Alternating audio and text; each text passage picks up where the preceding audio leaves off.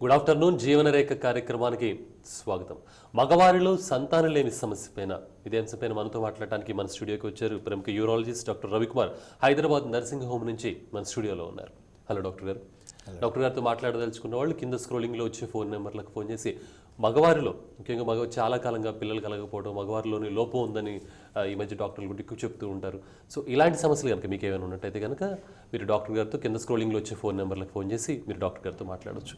Doctor గారు, ఎందుకంటారు మగవారిలో ఎక్కువగా ఈ పిల్లలు కలగకపోవడానికి ఎక్కువ ఈ మధ్య రీజన్స్ ఎక్కువ మగవారిలోనే ఎక్కువగా మనం చూస్తూ ఉంటున్నాం? కారణం ఏంటంటారు అసలు? ఇంతకుముందు పిల్లలు ఎప్పుడు పుట్టకపోయినా కానీ మామూలుగా ఆడవారి మీదే తోసేసి వాళ్ళ మీద బోల్డన్ని పరీక్షలు ఇవన్నీ చేసి బోల్డంత డబ్బులు ఖర్చు అయిన తర్వాత అప్పుడు మగవారిని పరీక్ష చేసి మగవాడికి ఫాల్ట్ ఉందని తెలుసుకునేవాళ్ళు. ఇప్పుడు కొంచెం ఆ ట్రెండ్ మార్చాలని చూస్తున్నాం అన్నమాట. ఎందుకంటే ఇప్పుడు మన స్టాటిస్టిక్స్ ప్రకారం దాదాపు పిల్లలు కలగని వాళ్ళల్లో కపుల్స్లో ఆడవారికి ఎంత ప్రాబ్లం ఉంటుందో మగవారితో కూడా ఈక్వల్ ప్రాబ్లమ్స్ ఉంటున్నాయని తెలుస్తూ ఉంది. దీనికి బేసిక్గా కారణాలంటే చాలా కారణాలు ఉంటాయండి. కొంతమందికి పుట్టుకతోనే ఈ బీర్జాలు సరిగ్గా తయారు కాకపోవటం, రెండోదేమో పుట్టుకతోనే బీర్జాలు పైనుంచి కడుపులోంచి కిందకి రావాలి, అవి రాకుండా మధ్యలో ఆగిపోవటం, ఇవి బై బర్త్ వచ్చే ప్రాబ్లమ్స్. అవి కాకుండా హార్మోన్స్ కూడా సరిగ్గా తయారు అవ్వకపోతే మన బాడీలో ఇవి కూడా పుట్టుకతోనే రావచ్చు. దానివల్ల కూడా బీర్జాలు సరిగ్గా పనిచేయవు. ఇవి కాకుండా ఇంకా కొన్ని కారణాలు వారికోసీల్ అని ఉంటుందండి. మేల్స్లో చాలా అందరికంటే కామన్ రీజన్ అది. అంటే బీర్జాల చుట్టూ ఉండే నరాలు, వెయిన్స్ అంటాం అన్నమాట. అంటే చెడు రక్తాన్ని పైకి తీసుకువెళ్ళే నరాలు ఉబ్బిపోయి అవి సరిగ్గా పనిచేయకపోవటం వలన ఆ నరాలు వలన చుట్టూ బీర్జాల చుట్టూ రక్తం ప్రసారం ఎక్కువైపోయి దానివలన బీర్జాలు సరిగ్గా పనిచేయకుండా ఉంటాయండి. సో మెయిన్ కారణాలు ఇవి ఉంటాయి. ఇవి కాకుండా మన బాడీలో మనకుండే చెడు అలవాట్ల వలన మనం తెచ్చుకునే కొన్ని మనం అంటే చేతులారా చేసుకోవటం అంటాం, అవి తెచ్చుకునే కారణాలు. అంటే పెళ్ళయిన తర్వాత ఎంత కాలంలో పిల్లలు కనుక కలగకపోతే కనుక ఇన్ఫెర్టిలిటీ అని మనం భావించాలి అంటారు? మామూలుగా పెళ్ళి అయిన తర్వాత భార్యాభర్తలు ఇద్దరు ఒకటే చోట కలిసి ఉంటే 2 సంవత్సరాల్లో దాదాపు 70% మందికి పిల్లలు కలుగుతారు. ఆ 2 సంవత్సరాలు తర్వాత పిల్లలు కలగకపోతే అప్పుడే పరీక్షలు చేయించుకోవాలి. చాలామంది ఈ మధ్య మా దగ్గరికి పెళ్ళైన 5వ నెల, 6వ నెల లేకుంటే 2 నెలలకు కూడా వస్తున్నారు. మోస్ట్లీ ఏంటంటే ఇంట్లో పెద్దవాళ్ళ ప్రెషర్ వలన, అంటే వాళ్ళ అమ్మమ్మలు, నానమ్మలు ఇంకా ఏమిట్రా ఇంకా కావట్లేదు అనే అట్లాంటి ప్రెషర్ పెట్టి అనవసరమైన పరీక్షలుకి లోన్ చేస్తున్నారు. ఎస్పెషల్లీ ఏంటంటే ఆడవారికి దీనికి చేసే పరీక్షల్లో కొన్ని ఇన్వేజివ్ టెస్ట్ అంటాం. అంటే కొంచెం ఎక్కువ పరీక్షలు చేసేయటం అవన్నీ చేయాల్సి వస్తుంది.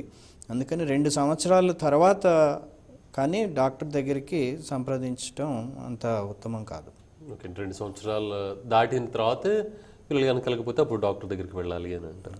ఓకే, అలాగే వీర్య కణాలు ఉన్నటువంటి లోపాలు రావడానికి కారణం ఏంటంటారు? ఎందువల్ల అంటారు? అంటే మారుతున్నటువంటి కాలంలో ఏంటి, ఆహారపు అలవాట్లు అంటారా, లేకపోతే ఇంకా వేరే విధంగా ఎందువల్ల అంటారు? అంటే ఇంతకుముందు ఒక 20 సంవత్సరాల క్రితం WHO స్టాటిస్టిక్స్ ప్రకారం 75 మిలియన్ కౌంట్ ఉండేది, ప్రస్తుతం 25 మిలియన్లకు వచ్చేసింది యావరేజ్.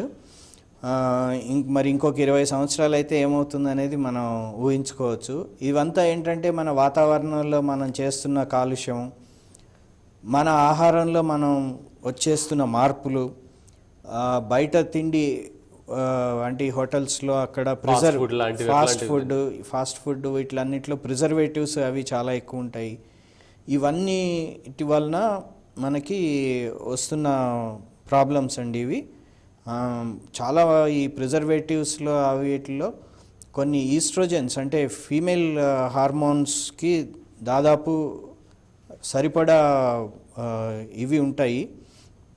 ఆ ఫీమేల్ హార్మోన్ లాంటి ఈ ప్రోడక్ట్స్ని మనం ఎక్కువ తినటం వలన కూడా ఇట్లాగా వీర్యకణాలు లోపాలు వస్తున్నట్టు అనిపిస్తుంది. డాక్టర్ అలాగే ఎక్కువ ఏసీల్లో కూర్చోటి ఈ మధ్య చూసుకుంటే కానీ బయట జాబ్స్ కన్నా ఎక్కువ ఏసీల్లో ఉన్నటువంటి జాబ్స్ ఎక్కువగా మనకు కనిపిస్తూ ఉంటాయి. అలాగే ల్యాప్టాప్స్ యూజ్ చేయడం, సిస్టమ్స్ ముందు కూర్చోవడం ఎక్కువ ఇలాంటివి జరుగుతుంది. సో వీటి వలన కూడా ఏమైనా అవకాశం ఉందంటారు? వీర్యకణాలు దెబ్బతినే అవకాశం పిల్లలు కలగకపోవడానికి? అంటే మామూలుగా అసలైతే బీర్జాలు పైన శరీరంలో లోపల కిడ్నీస్ దగ్గర తయారవుతాయండి. పిల్లలు పుట్టే సమయానికి ఈ బీర్జాలు రెండు మెల్లమెల్లగా పైనుంచి కిందకి బయటికి వస్తాయి. అవి బయటికి రావడానికి ముఖ్యమైన కారణం ఏంటంటే బాడీ టెంపరేచర్ కంటే, మన శరీరంలో ఉండే టెంపరేచర్ కంటే ఒక 3 డిగ్రీలు తక్కువ ఉంటేనే బీర్జాలు పనిచేస్తాయి, లేకపోతే పనిచేయవు. సో దాన్ని మనం చాలా టైట్ అండర్వేర్స్ వేసుకోవటం వల్ల కానీ, చాలా టైట్గా ఉండే ఈ ప్యాంట్స్ వేసుకోవడం వల్ల కానీ మళ్ళీ ఈ బీర్జాలని శరీరానికి దగ్గరికి తోసేయటం, దానివలన బీర్జాలు పనిచేయడం తగ్గిపోతుంది. రెండోది ల్యాప్టాప్స్, అవి చాలా వేడిగా ఉంటాయి. ఆ వేడిగా ఉండే ల్యాప్టాప్ని మనం మళ్ళీ మన ఒళ్ళో పెట్టుకొని మళ్ళీ చేయటం వలన కూడా ప్రాబ్లం ఉంటుంది. ప్లస్ అన్నిటి నుంచి మైక్రోవేవ్ రేడియేషన్స్ వస్తాయి, మన సెల్ ఫోన్స్ నుంచి కానీ, మన ల్యాప్టాప్స్, ఆల్మోస్ట్ అన్ని ఎలక్ట్రానిక్ ఎక్విప్మెంట్ దగ్గర నుంచి కూడా ఈ మైక్రోవేవ్ రేడియేషన్స్ రావటం వలన కూడా బీర్జాల మీద ఎఫెక్ట్ అవుతుంది అనేది మైక్రోవేవ్స్ వాడినా కూడా వాటి ప్రభావం ఉంటుందంటారు? డెఫినెట్గా బాడీ మీద అన్ని ఆర్గన్స్ మీద ప్రభావం ఉంటుందండి. ఏవైతే సెల్ రెప్లికేషన్ చాలా ఎక్కువ ఉంటుంది. ఇప్పుడు మన సెల్ ఫోన్స్ వాడకం వల్ల కూడా ఏమైనా ఉంటుందంటారా? ఉంటుంది. మన బాడీలో ఏవైతే కొన్ని ఆర్గన్స్లో సెల్స్ చాలా ఫాస్ట్గా తయారవుతూ ఉంటాయి. లైక్ బ్లడ్, బోన్ మ్యారో కానీ, టెస్టిస్లో కానీ, లేడీస్లో ఓవరీస్లో కానీ, ఇవేంటంటే చాలా ఫాస్ట్గా సెల్స్ తయారవుతుంటాయి. కాబట్టి ఇట్లాంటి ఆర్గన్స్ మీద ఎఫెక్ట్ ఉంటుంది. మామూలుగా మన బాడీ మీద పెద్ద మార్పు, ఎక్కువ సెల్స్ అయితే ఎక్కడ చేంజ్ కావో ఆ టైంలో అనిపించదు, కానీ ఈ ఫాస్ట్ రెప్లికేషన్ ఉండే ఏరియాస్లో కొంచెం ప్రాబ్లం ఉండే అవకాశం ఉంటుందంటారు. అలాగే ఆల్కహాల్, సిగరెట్స్ యువతరం ఎక్కువగా చూసుకుంటే కానీ ఎక్కువ వీటికి అలవాటు పడిపోయినట్టు మనకు అనిపిస్తుంది. సో వీటి వలన ఎంతవరకు? అసలు మేము మా దగ్గరికి పేషెంట్స్ ఎవరైనా వచ్చి రాగానే ముందు వాళ్ళు ఏం పని చేస్తారో అని అడుగుతామండి.